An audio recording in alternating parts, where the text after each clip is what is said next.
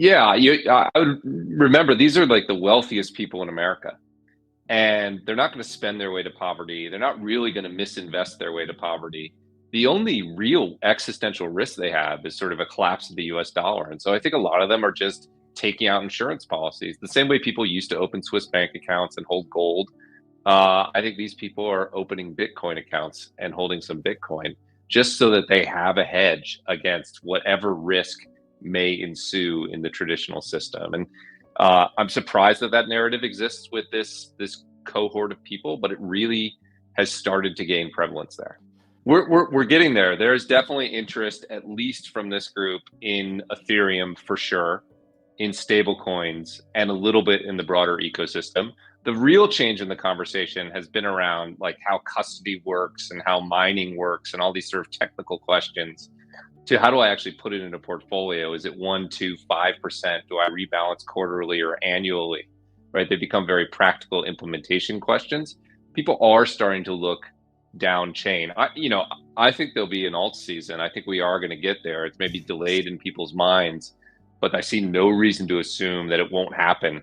And certainly these people are starting to look for what is next and what's beyond. We are past that first phase with Bitcoin. We're past the is this just a Ponzi scheme phase. We're past the will this go to zero phase. Whether it's Larry Fink or just the passage of time or the macro conditions, we've now entered the phase where it's just a normal financial asset that people consider on its merits increasingly. And that's why I think you're seeing ETF allocations start to grow again, right? We pulled in $500 million in the last 5 days. It's pretty incredible. I think it's this cohort. I don't think it's retail. I think this time it's this cohort of financial advisor wealth coming into the market. I think that's what you're seeing here. It's suffered from a narrative gap. It's been like the middle child. It's neither Bitcoin, which is entering the establishment, nor sort of Solana, near Sui, Monad, whatever you want, that is disrupting ETH. It's been somewhere in the middle.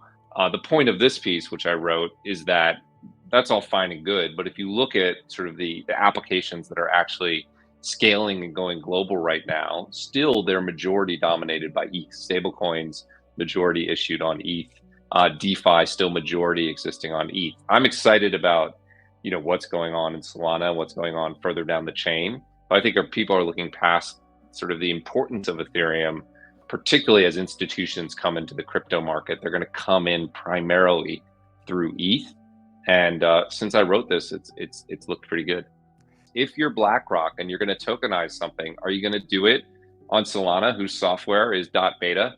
Are you going to do it further down on these unproved chains? You're not. You're going to do it on Ethereum. It's the easy button. And so many people are bullish on tokenization, and every bank is looking at it.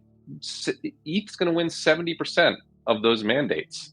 And it will sort out the issue with layer 2 snapping the fees. There's going to be another period of people being really excited about ETH.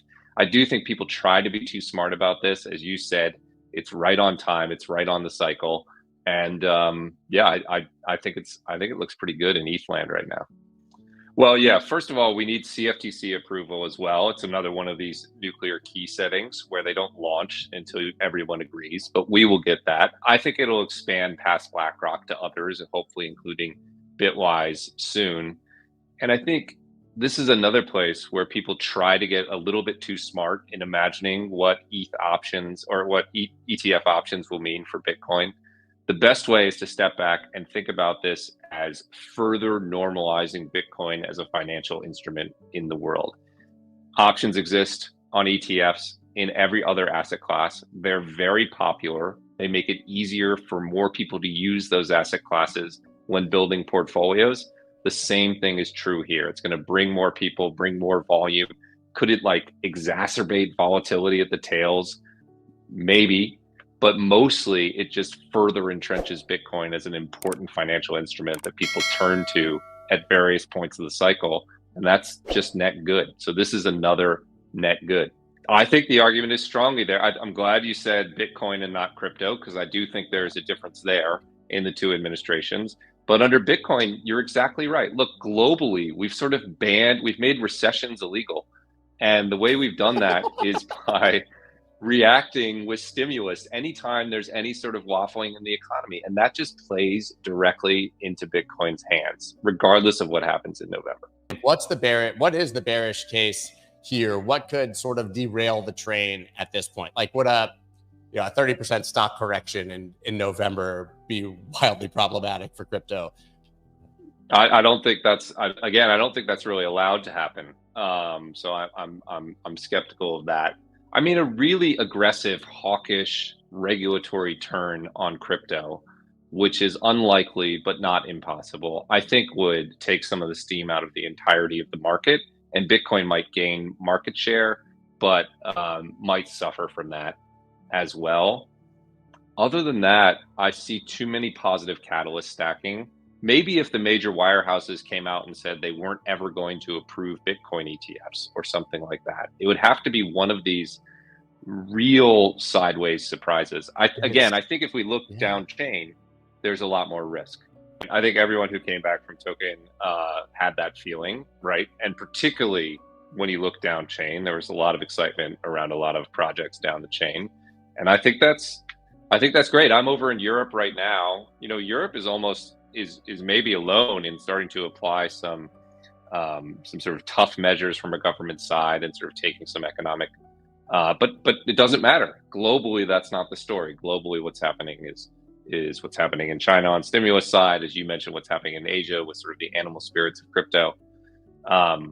Yeah, I'm pretty bullish. It's really given me a perspective of valuing a lack of over-regulation in the early development of crypto in the US. I think there is a risk that MiCA and other regulations are so precise that it just won't be fit for purpose for innovation in the crypto market. I think you're going to see a lot on tokenization and big banks getting involved in this space from Europe, but I doubt you'll see much of the sort of animal spirits side of things outside of maybe Switzerland. Switzerland is fairly innovative, but broader Europe, it feels pretty staid institutional. It doesn't have the sort of innovative edge that you see in part of in the rest of crypto. Well, I'll tell you, there's something really interesting. It just came to mind. I unexpectedly interviewed Verena Ross. Here it is, actually, my interview with her on YouTube, live at the Paris Blockchain Summit.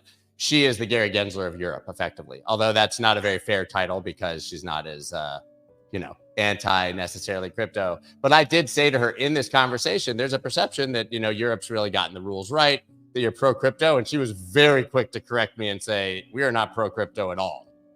Like, she was offended that I would even, say that. She basically just said, listen, we've set some established rules, but that doesn't mean that I'm pro-crypto in any way, shape, or form. Mm-hmm. So I think that Europe could still be difficult. Right. I also think it's a lesson for us here in the US as we get into what will be a more regulated market next year, regardless of who's in power. As we look at the bills coming through Congress, I think ideally they are limited in scope and they offer simple protections and simple rules, but also a lot of room for innovation. I think if they get overly precise, we're going to see the same sort of stifling effect that perhaps may take place in Europe. Now, it will have winners, to be sure, but I think there's a risk there that we should be looking out for. Donald Trump's probably not going to call everything an unregulated security when he's launching them. The guy literally is on his 4th NFT project and is launching, World Liberty Financial. He's literally launching tokens. So you can be pretty sure that there's not going to be precise regulation banning tokens if he wins. Yes. Or put differently, it's where the pendulum sits in terms of, do you err towards innovation or do you err towards more regulation? And it's not black or white, right? It's a spectrum. And I think we'll end up on one side or the other, depending on, more who's at the agencies than who's in the White House. But obviously there's a direct connection between those. Article here on the Hill: Harris-Trump fight for crypto voters as industry rises in Washington. So I was wrong here. I thought she would just never mention it, because why? With all the important things she has to do, and maybe we're, more self-important in this echo chamber than we are in the actual real world. But she's starting to talk about it. Now, she's been pretty careful, I think, to say digital assets and blockchain. She hasn't really, to my knowledge, said crypto or really spoken specifically. but she seems to at least trying to be, whether you believe her or not, showing that she's thawing and open to innovation. Yeah, yeah. I think she's sort of like a Rose architect for crypto. You can see in those comments whatever you want to see. It is positive that she's talking about it and talking with words like innovation. I think, I've been thinking a lot about what it means practically going into next year if there were a Harris administration. I still think there are things we can count on. I think we can count on stablecoin legislation. I think that is a space that wins dramatically regardless of who is in the office. I think we can count on more things like BNY Mellon moving into the crypto custody space. That seems like a done deal. I think Yeah, those but are that, probably the oh two. God. I mean, when you're looking at the two parties, I think there would be more of a fear, obviously, with a Harris win that like Tether would be disallowed in the United States, right? But then yeah, sure, you'll be able to have stable coins are going to be issued by banks, but we're not doing foreign stable coins. But then you look on the other side, and with Trump, Howard Lutnick, the CEO of Cantor Fitzgerald, is literally on his transition team, and they're the ones custodying Tether. This is just another one of those obvious, like Trump's not going to say they're unregistered securities if he's issuing them. He's not going to say Tether is banned in the United States. Listen, I'm not saying he has all the power. If literally the guy on his transition team is the biggest Tether bull in the United States. That's probably true. Look, I think broadly speaking on stablecoins, they hold a lot of treasuries. I don't think they want to shut that down in general. So I think stablecoins are going to be all right, but I definitely hear what you say. But more than any of that, there are just so many catalysts lining up for the end of the year. The election's just one of them. China, rate cuts, etc. It's shaping up pretty good.